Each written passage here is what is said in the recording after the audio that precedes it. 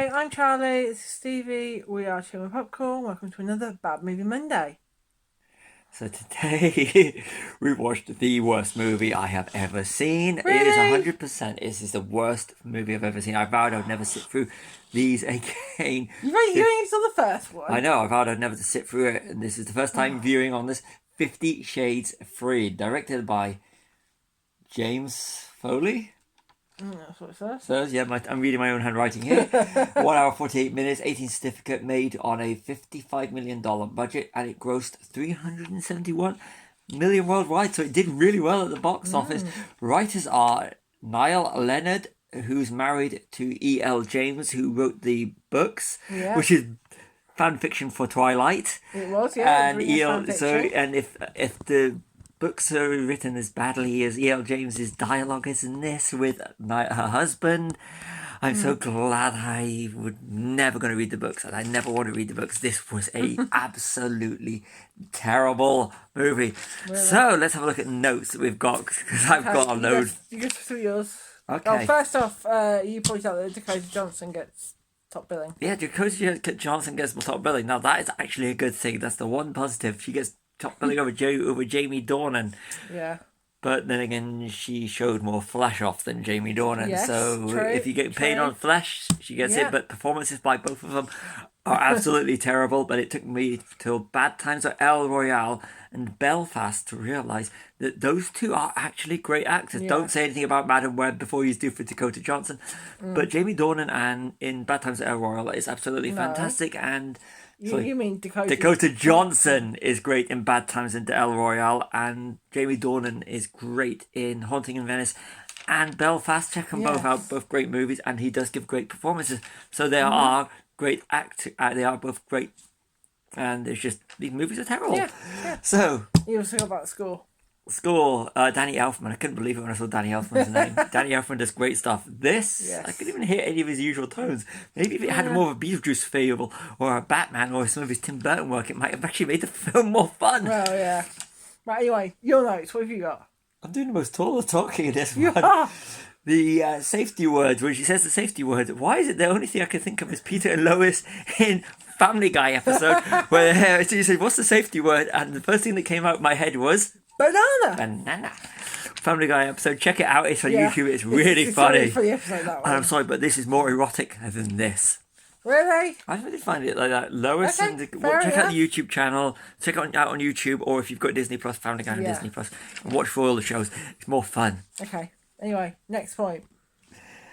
How many plots does this movie have to have? Because it's like, seriously, at the start it sets it up and it's like this plot point. Oh, we're going to go to this plot point and this plot point and this plot point. Okay. Which leads to my. The next one. This is the formula for this movie. Plot point with bad dialogue, followed by a bedroom erotic scene, followed by plot point with bad dialogue, followed by another erotic bedroom scene. Not really erotic.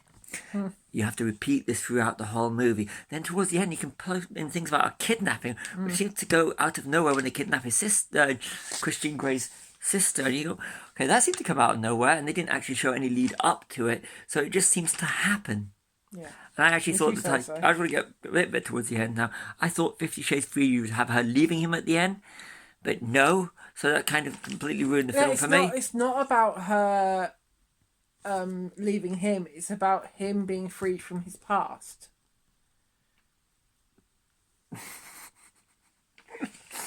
What? That makes it even worse. God, this is bad melodrama. I'm sorry, that just made it even worse. Yeah, I'm not even reading. You can read my notes because they're all your notes. Misogynistic. Saying women can't drive a powerful car. Yeah, that was the bit at the start when you seemed all like shocked that she could drive a powerful car. The bit where, the Final Destination bit where they're chasing after the thing. I was like, oh, come on, Final Destination. The bit where she's driving the car and you see this big truck with like logs on the back. And it looks like something out of Final Destination. And I was like, come on, Final Destination. You know, and I was thinking this film will be over faster. And it wasn't. And there was no like horror element to the film, which might have been even made it even more funny. Really? Well, it could be even more funny than it was. It was hysterically funny. Really? That's the only highlight for the film. But I was on my phone throughout this whole film because I was that bored and I was looking. This is a 4 hour 42-minute film that just dragged, except for when I was laughing, which was unintentional, like most of the time. It really annoyed me because I like this film. Oh, and by the way, I just want to get to the end now in case I miss it off, because I don't want this to overrun. But the ending is brilliant. The movie montage at the end, it reminded me, just to remind you, if you haven't sat through any of the other films that kind of look interchangeable with this one, this montage at the end is worst montage I've ever seen, because it's bad movies montaged in a bad movie. Really? And I nearly peed myself. It was that funny. I was sitting there in hysterics. It's wonderful. If you want to see how to do a bad montage and the whole thing, and the mid-credits bit at the end was absolutely... It had that kind of, like, for me, it had that kind of... I was like, the way the cameras in the garden and everything, it reminded me of the... And I don't think this is negative. Time Traveler's Wife is a great movie. TV series, not so great. The whole look of it and the feel of it kind of had that kind of, like... The look had that time traveler's vibe thing to it, but not as cool, as funny, or as interesting, or as emotional. I mean, the sex scenes in this film were handled badly. Okay. Really badly. They were. I really just was laughing throughout it, and I don't think I should have been. But that's all I really go into that part of the thing, because I don't want this video to be flagged for being for adults, because don't watch this film. This thing I'm already finding more interesting than the film itself. Yeah. This is good. If this is what women want in a movie, right? And I said this at the time, and I got into a lot of arguments when the first one came out, and I sat through the first one because I got told this movie is not for you. I'm like, It's not. It's not aimed at men of any age. I judge it as a film, and I'm judging this as a film. I'm not judging it as a film for women. I'm just judging this as a film, as a piece of entertainment. Yeah. And there are films that, come on, romantic comedies are a lot that aren't. Yeah, there are a lot that you do like. I do like romantic comedies, but there are good romantic comedies and there are bad romantic comedies, and there is. What you say, erotic fiction, I suppose you define it as, and it's not really the sort of thing. But you see, I saw 9.5 weeks in the 80s, and that would have been the nearest equivalent I can think of to something like this. And at least that ticked all the boxes. And if you really want to see topless women on the screen, you just watch an 80s movie, or even American Pie. Even the scenes in that with Jim and the pie is more than this. I've got to admit, but. Now, go back to what I was saying. When some of the scenes, I thought, how you could have made this movie better. Change the soundtrack. Have Spinal Tap and Nickelback. In 2008, I really wanted to see some of the scenes scored to there's a song on Dark Horse called SEX.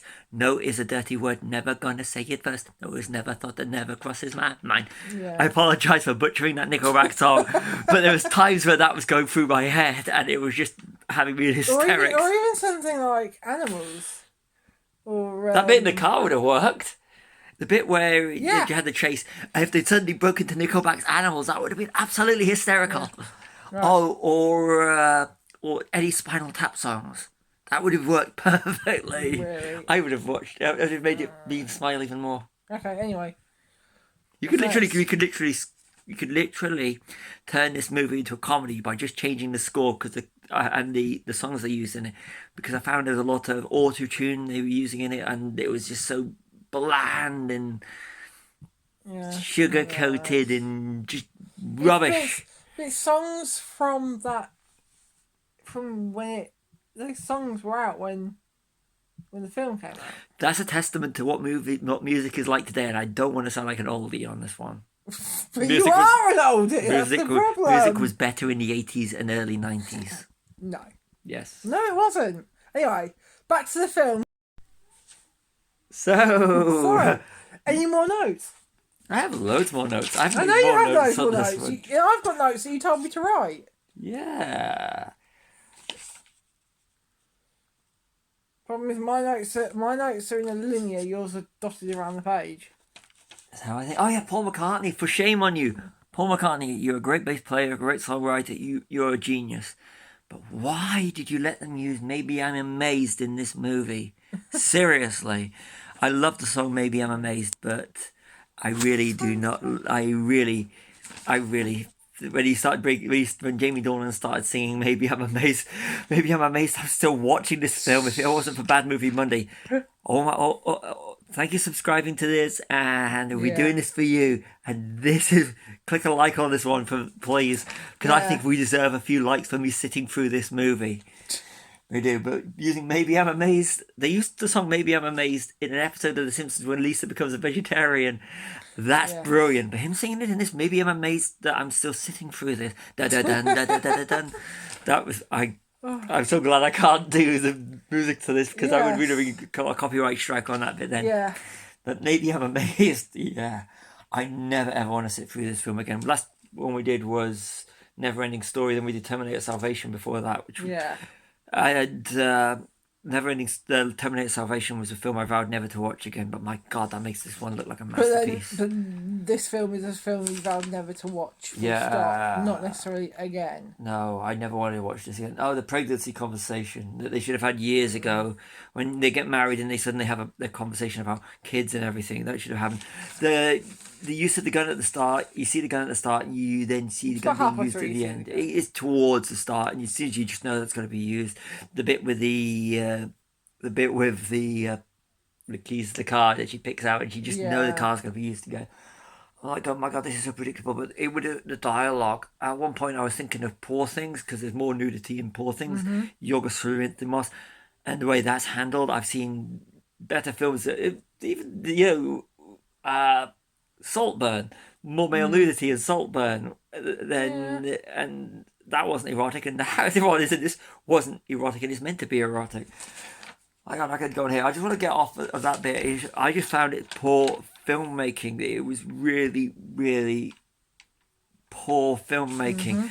And for me, that is unforgivable unless it's a comedy, which if it's a comedy, this is one of the funniest films I have ever watched. And I know I'm manipulating. I'm not manipulating. Dominating this dominating again. Manipulating, dominating. I know I'm dominating this conversation. But that's because this is a film that I really enjoy, and I don't really have much really bad to say. I'm going to put you on the spot now. Why do you enjoy this? Because this is absolutely terrible. I just like it. I've read all 3 books. I've seen all 3 films. And I just really, really enjoy them. So, how does it compare to the books? There were some points that were different in the books. Things happened in a slightly different timeline. Oh no, sorry, I keep moving the camera. How does this compare to Twilight? Oh God! So I love Twilight too. So and how did Stephanie Myers not sue them? Isn't that just you type in E.L. James, then you start typing STEN, as in Stephanie Myers, and it comes up with a lot of stuff on Google. Because it's fan fiction and it's so far removed from Twilight. Twilight is a terrible movie, because you can't relate to the central characters, the zombie, the werewolf, and the vampire. Beavis and Butthead? Yes, I wish. That would be cool. Really? So zombie, werewolf, and vampire. She's not a zombie. She's a human. We can go in today where we might do Twilight. If we hadn't already planned out the Halloween one, she was going to love Halloween this year. Yes. Keep watching these videos. Bad Movie Monday, Halloween's going to be a great time. Yeah. But the zombie, the werewolf, and the vampire. It's not a zombie. I keep telling you, it's a human. You cannot relate to the characters, but they are more relatable in this. No, they're not. They actually, if you consider the connotations, those are all bad, horrible characters with a lot of connotations there.